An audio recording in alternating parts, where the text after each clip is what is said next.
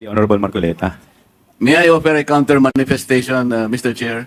Later po, 1 minute na lang po siya and then I Kasi will baka makalimutan yung continuity yung flow ng discussion. I'd like to ask only, Mr. Chair, by way of manifestation, is there anybody who is questioning the power of the purse of Congress? Is there anybody who is questioning the legislative function and oversight function of Congress? Is there? Because if there is none, then we're not supposed to overextend the discussion or any manifestation because nobody is questioning that. And I think nobody could question that.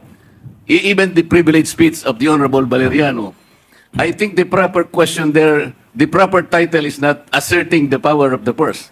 We should not assert it because that power is inherent in us. Asserting or not asserting that power is of no moment. Yun po ay birthright. Yun po is inherent right of Congress. And let me make a record. The office of the Vice President, to my mind, did not undermine the power of the purse. When she personally came in the first hearing and presented herself, including the budget by way of a PowerPoint presentation, she made a presentation, Mr. Chair. And after that, she made a categorical statement that she said, I forgo, Madam Chair, I forgo my opportunity to defend the budget of the Office of the President by way of question and answer, and instead I leave it to the discretion of the House of Representatives on their decision to decide on the proposal as presented. This is a very respectful answer, Mr. Chair. I did not find any offensive remark in that particular statement. She gave the entire House of Representatives the entire discretion and the entire right to decide on the proposal she presented before us. Why would we blame her for saying that she disrespected Congress? No, sir. I think it was triggered by the fact that questions were asked in relation to the confidential and intelligence funds. To my mind, Mr. Chair, these particular funds were subjected to a notice of disallowance. But the notice of disallowance by its nature, by its very nature, Mr. Chair, is contestable. It is appealable. It is yet to be explained. And initially, as explained by the representative of COA, the notice of disallowance suffered by way of supporting documents, by way of non-compliance with certain requisites. What if the Vice President is able to provide all the supporting documents? What if finally she is able to come up with the requisites required in order for you to consider that all these funds are eventually allowable and they are not disallowed? And chances are she may be able to do that. Hindi po final judgment ang notice of disallowance. As a matter of fact, based on COA's own representation the other day, the Vice President received the notice of disallowance only on August 24, 2024, which means, Mr. Chair, the Vice President has 6 months within which to reply and make an answer. That is correct, Madam COA. So, 6 months is up to February 2025. We should give her all the allowance. We should give her the time. Because 6 months is 6 months. So why are we rushing to make a judgment? As a matter of fact, as I have already initiated earlier, Mr. Chair, when you said that anything we can discuss in this committee provided it is of public interest. And you said that intelligence funds and confidential funds are public interest. But I said, because of our own rules, we should make a prior and preliminary determination that is directly and principally connected to malfeasance, misfeasance, or non-feasance. We have not made that determination. How can we now begin questioning whether or not the intelligence funds covered by an initial notice of disallowance is already directly and principally connected with non-feasance or misfeasance or malfeasance? Madam COA, how many agencies of government today are subjected to notice of disallowance? Do you have a number?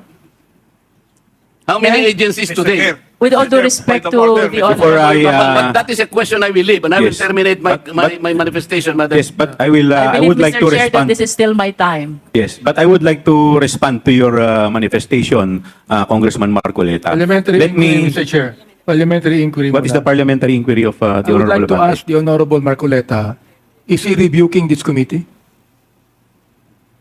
What is the question, Mr. Chair? Are you rebuking this committee? Why am I supposed to rebuke the committee? I am You not. have been saying things for a while. What? You have been rebuking this committee. You say that. We're not blaming the Vice President on this. I Honorable asked the question. Marcoleta, I we asked are the not question. blaming You do not have the right to the- suspend. 1 minute suspension is declared by the chair. Move to suspend.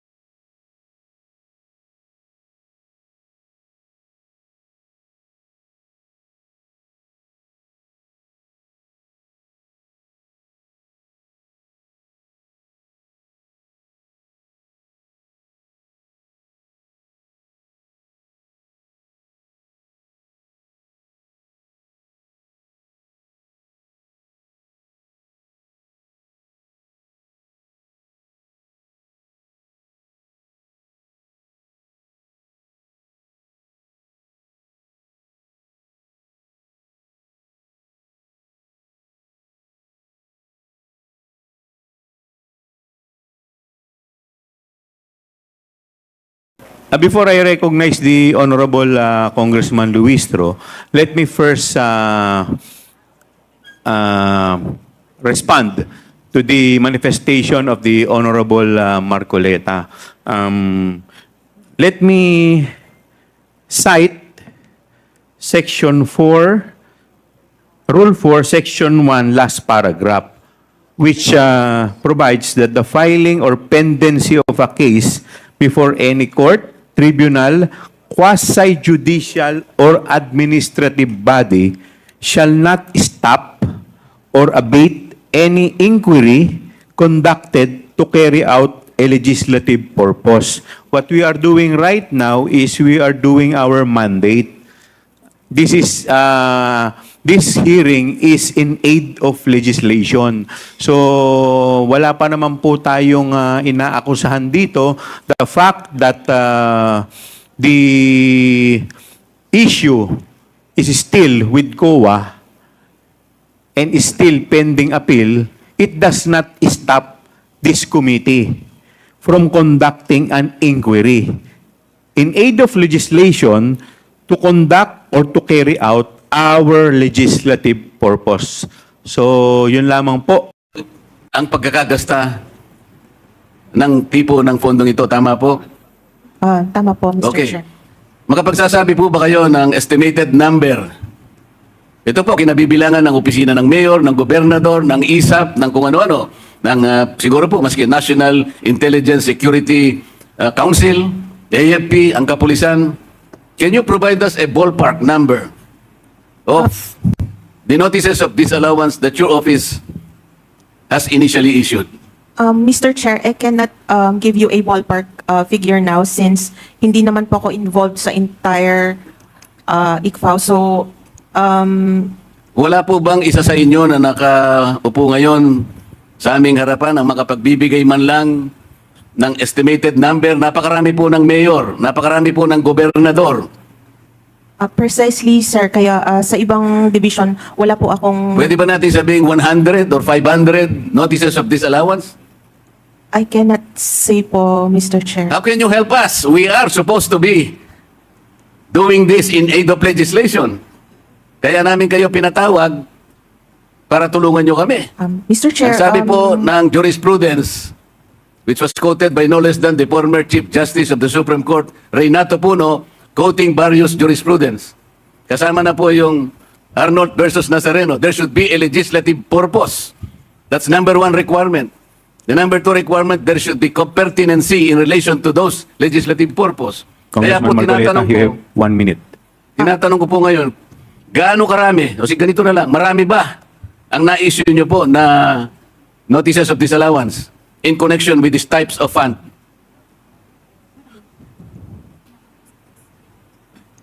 Sir, I really cannot give an exact number. Hindi nga sabihin mo today. lang, marami. Attorney, Medyo marami. Attorney Kamara, could you please submit the documents that the Honorable Marcoleta is requesting? Yes. Kasi sa ngayon, bago ako as to the magtapos, numbers. Mr. Chair, I want Yes, to wind Mr. up now. Yes. I want please to wind up now. Can you at least sabihin mo lang, marami, medyo marami. Pati ba naman yun, hindi mo... Ang dami po nating mayor dito sa buong Pilipinas, ang daming gobernador, pati kapulisan, ISAP, AFP. So sabi mo kanina, marami na-cover ng... ilan ba? Madam Chair, kung yung current year, I can answer na O yung, konti lang on po. the average noon, yung halimbawa 2020, 2021, 2022, by way of your experience, by way of your former data.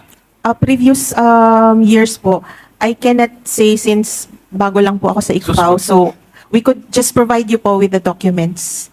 Please wrap up. One last question, Congressman What about Marcoleta. to the other members of the Commission on Audit?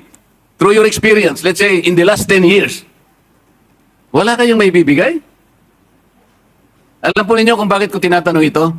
Kung marami po kayong na-issue, at alam ko marami talaga, na notices of disallowance, pupuntahin natin dito lahat, hindi lang ang Office of the Vice President ang dapat umupo dito. Lahat na po ng inisyuhan nyo ng notices of disallowance must sit here para makagawa po kami ng mas maganda, mas balanse na batas. Kung pag-uusapan po ay ang paggamit nitong intelligence funds. Do you understand, madam? Yes, I understand po the question. So, However, the committee is expecting to receive the number as well as the pertinent records pertaining to the issuance of notices of disallowance to the municipal mayors, governors, the PNP, the AFP, and such other agencies who are recipients of intelligence and confidential funds, because later on we will also summon them and sit Congressman- with us. Thank you, Madam Chair, Mr. Chair. Congressman Marcoleta, you cannot move because you are not a member of this committee. It's good that you have raised that, Mr. Chair.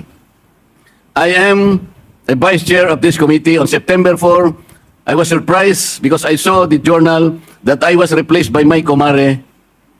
The question is, if I am replaced as a vice chair, does that automatically mean that I am removed as a member of this committee? Before you answer that, Mr. Chair, I think I need some legal basis before you answer that. Yes, your removal from the vice chair, you were removed in a plenary session, House Rules. Now, under Section 28 of the House Rules, it provides that the House shall, upon the recommendation of the Committee on Rules, organize committees, their membership, and jurisdiction. Therefore, your removal as vice chair and member of the House was a plenary action, and therefore, it should be the plenary who should include you as member or as vice chair. Thank you. Mr. Chair, it was very clear that I was removed as vice chair. I was not removed as a member. Because you were There is this distinction between being a member and vice chair. If I Yes, was but- removed as vice chair, but your appointment as vice chair, you were not appointed as member. Your appointment was as vice chair.